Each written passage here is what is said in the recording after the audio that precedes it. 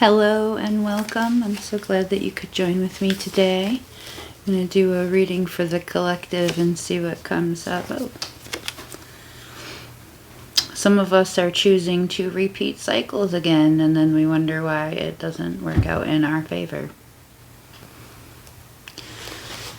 I sometimes have to be the tough love reader here and point out to individuals when they are choosing to put themselves in environments and in situations and among people who do not have their best interest at heart, or they themselves think that they are going to somehow benefit from this situation.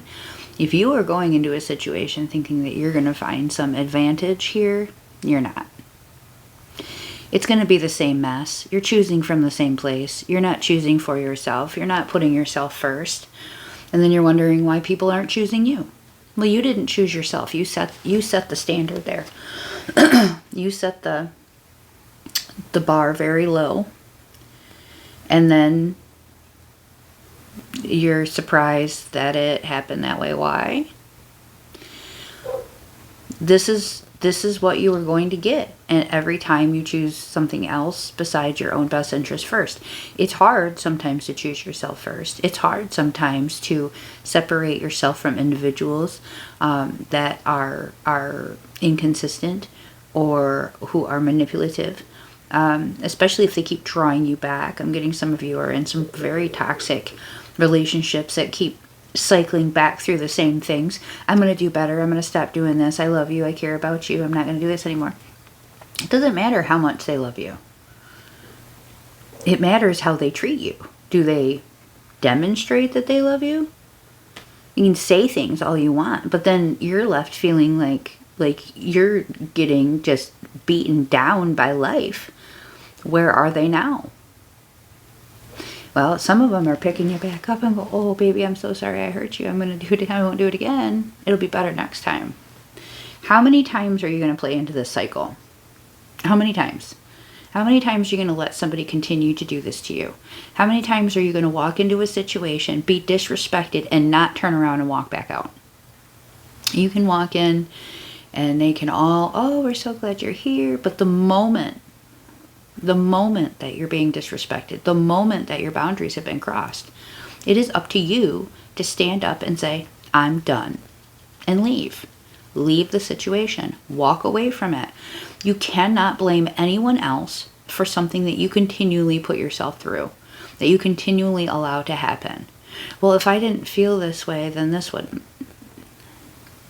You made that choice just as much as you made the choice before and the choice before. And so now I'm going to do the tough love thing and I'm going to say, hey, what did you expect? What were you expecting? Different? They have shown you inconsistency. They have been lying to you the entire time. The entire time. And you continue to allow it instead of calling it out. Because if you call it out, it's going to be an argument. It's going to be like, oh, you're oversensitive. You're doing too much. You're reading too much into it. Blah, blah, blah. No, you're not. You were right the first time. Why would you believe anybody else instead of your own intuition and feelings? You trust that first, and you're going to change your life. You start walking away from this mess, you're going to change your life. This has nothing to do with what they're doing. They have to sleep with this behavior on them. That's them. That's them. That's not you. You didn't do that, but you allowed it. So you cannot play victim here. You cannot be like, oh, poor me. I'm in such a situation. I'm in a rut. It hurts. It sucks. What choices did you make that led you to this? And what are you going to do different now? Get out of it. Get out of it. So messy. So messy. Stepping into that Empress power is of the utmost importance right now. She is loving and nurturing, but she also does not have room for poison to grow. There's no room for that. She doesn't tolerate that. She doesn't accept that. She knows what she deserves. She knows how she deserves to be treated. And I don't care if we're talking about your family or your lover or your friends. It does not matter. She knows how she deserves to be treated. And she does that consistently, giving out that love to others She knows that consistently in her giving love to others and nurturing will also draw in individuals who are poisonous and toxic. But then it's up to you how long you allow that to last. Even the rotten apples will eventually disintegrate and become your fertilizer. All those rotten apples at your feet, they're fertilizer. They're helping you grow. They're helping you become who you are. They're helping you become that loving, nurturing person that you feel like you are inside, that you want to pull away this hardness. You want to pull away this rugged exterior. You want to stop having to fight to be treated with tenderness and care. You should not have to fight. That's the opposite. It's like protesting for peace doesn't make any sense, right? Like, how do you protest for peace? It's a rally for peace. You rally for peace. You bring yourself into that energy so that what comes to you matches that energy. You have to change the perspective here. This is about you taking an opportunity to evaluate what got you here and embrace the true nature of yourself, the divine nature of self, the divine feminine, the loving, supportive, kind, sweet, gentle, trustworthy. She's what the world needs. She needs you. She needs you to be your authentic self. We all need that. We all need you to be your authentic self. We need us to be authentic. We cannot continue to put ourselves into these situations and expect people to treat us as we know that we deserve to be treated if we do not treat ourselves in that way first. You have to respect and honor yourself, pack your dignity up, and walk out the door. Take it with you. It doesn't always feel like that's what's transpiring. Sometimes it feels like walking out and giving up is leaving your power in someone else's hands. But that's not how that works. You're taking your power with you when you leave these situations behind that don't belong to you anymore. Somebody else's problem. Let them have it. Let them sleep with that at night. You focus on all that you can contribute and give to the world. You focus on how you treat your loved ones. And you treat your loved ones in a way that reflects upon how you feel about yourself. Either you treat yourself that way first, and then therefore they have an example, or you treat them in the way that you want to be treated. And then you're not getting that back from some of them. You need to make some changes here. You're the only one who can make those changes.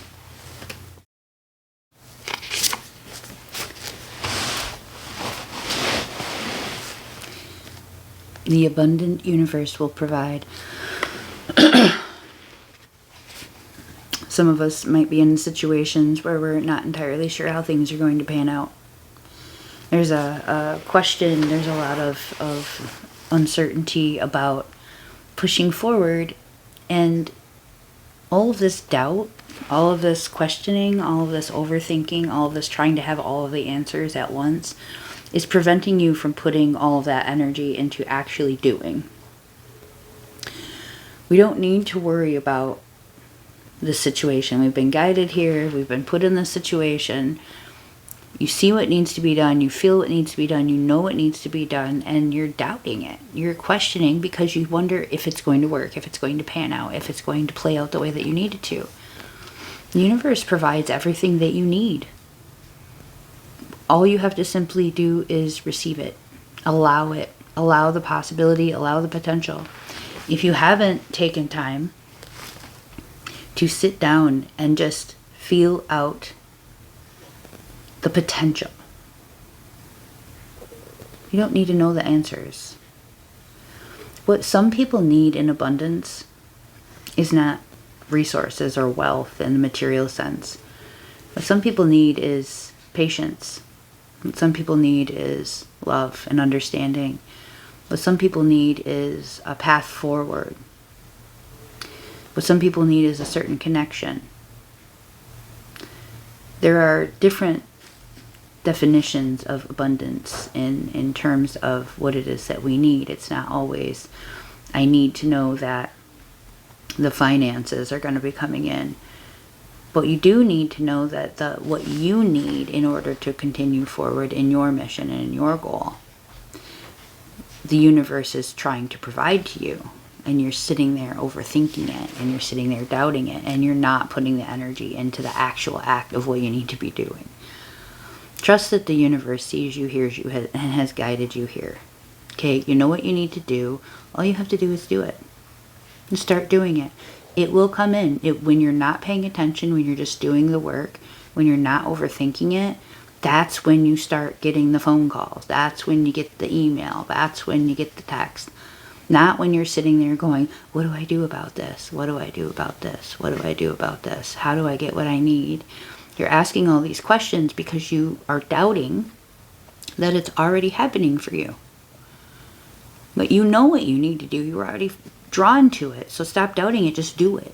Just do the thing and allow the universe to match you with that energy. You doing, the universe is doing. You're cruising along without doubt. The universe is cruising along without doubt too. It matches that energy for you. So simply doing the things that you need to be doing is all you need to be. You don't need to overthink it. You don't need to worry about where that's coming from. It'll surprise you. It'll come in the most interesting ways. So a lot of this has you kind of frozen in waiting for a sign. There's a lot of build up and planning and anxiety that has kind of choked you out. And you're not fully moving into that trust place. All of that planning and preparation, all of that extra effort that you put forth has helped illuminate the steps for you. So now all we need to do is trust it. We need to understand that each of the phases of this planning were meant to unlock the next level. Every time we sit thinking too much about what it could look like or what it might look like or all the things that could go bad, we are instead not actually doing the work that we need to be doing. We're not pushing into it. This is your opportunity to start fresh. This is your opportunities to start new. There are continual cycles and phases that you will go through as long as you are here. As long as you are conscious of it, you will watch yourself evolve in cycles. You will watch yourself take the experiences, everything that is presented to you in this life, and it will slowly transform who you are. Being able to transmute negative experiences into ones that can bring more positive to your life, that can elevate you, that can add more goodness to your life, that can bring peace to your life, that can bring comfort and understanding to your life, is a skill that takes time to develop. It's not something that all of us are just, intuitively guided to do. It's more comfortable to remain stagnant. It's more comfortable to remain the same. It doesn't require you putting out any risk or vulnerability to do so. It's very easy to just continue the way that you've been continuing and have excuses and blame and everything else that goes along with it. What you have started to recognize is the power that you have in alchemizing these experiences for you and putting them into your bag as skills, as knowledge, as wisdom, as experience, as the ability to continue forcing through to the next level, as ability to keep forging ahead, to keep improving, to keep getting better, to keep elevating your life. There is a great power in being able to take what is given to you and mold it and shape it into what you need. There is great power in you evolving, in you doing more, staying consistent, staying focused, staying on path, taking the experiences and the energy and all of that that is brought to you and creating the experience here that you want, into becoming the person that you want to become. Nobody else can do that for you. This is all about what you do for yourself. This is how you change your life. This is how you become the person that you see in the mirror, that you elevate yourself beyond that person into a level that you can't even see possible yet. It's all this process of taking all of this in and allowing it to help add to your essence, to add to your tools and knowledge and abilities, to take both the positive and the negative experiences and see some kind of advantage in them. This is a special skill. It's very much a practice that has to be enacted on a daily basis. There are going to be times that you might not feel like you're necessarily strong enough to take that experience and build with it. It may take some time and healing, but it's you taking that energy and transmuting that energy into healing energy, and then transmuting that energy into power. That's what this card is about. Power over difficulties, reclaiming your power, and the river of blessings, releasing some constraint. Very similar to the message of abundance coming through, and understanding and trusting, allowing that abundance to come through you by means of your focus and intent on doing the work without doubt, without questioning, without allowing difficulties, without allowing the challenges and the blocks that come towards you to inhibit your growth, to stop you from what you're doing, to deter you from your goal, to diminish the power of your passion towards achieving what it is that you're trying to achieve. We have to understand that those difficulties are lessons. And in those lessons, if we trust and allow, if we use our own personal power, if we maintain that balance, and we kind of allow this energy to flow, what we're going to find is that there are a number of blessings that have been right in front of us. We have not been taking stock of. Taking some time today to think about all the things that are going right. Taking some time today to forward focus on the things that still need to be accomplished, the things that you need to do, not how is it going to pan out, or this might not work. It's about actually doing the work. Allowing the energy that you have put forth, allowing all of your manifesting, all of your spell work, all of your efforts, all of your beliefs, all of your prayers have been going towards these blessings.